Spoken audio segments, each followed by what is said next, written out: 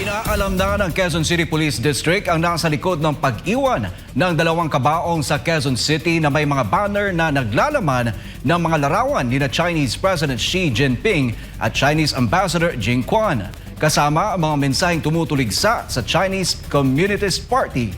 Narito ang balita ni Paul Montibon.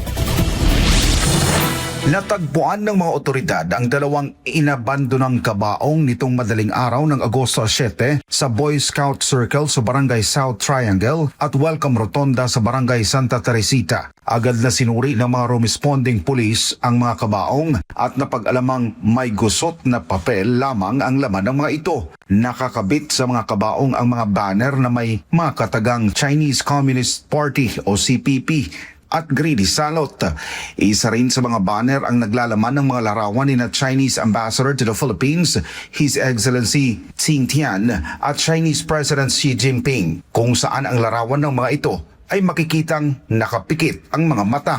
Bumuo na ang QCPD ng isang Special Investigation Team upang matukoy ang mga responsable, alamin ang motibo ng insidente at matunton ang sasakyang ginamit sa pag-iwan ng mga kabaong. Sa kabilang banda, ayon sa National Capital Region Police Office o NCRPO, itinuturing nilang sinadyang mga insidente ang paglalagay ng mga kabaong upang makakuha ng atensyon, magdulot ng reaksyon sa publiko at posibleng magasik ng hindi kinakailang pangamba. Dahil dito, inatasan na ang lahat ng police units sa Metro Manila na paigtingin ang pagbabantay habang nagpapatuloy ang investigasyon. Nananawagan din ang NCRPO sa publiko na manatiling kalmado, iwasang magpakalat ng hindi beripikadong impormasyon at agad na iulat sa pinakamalapit na himpilan ng pulisya ang anumang uri ng kahinahinalang aktibidad. Tiniyak din ng pulisya na pananagutin sa ilalim ng batas ang sino mang nasa likod ng insidente.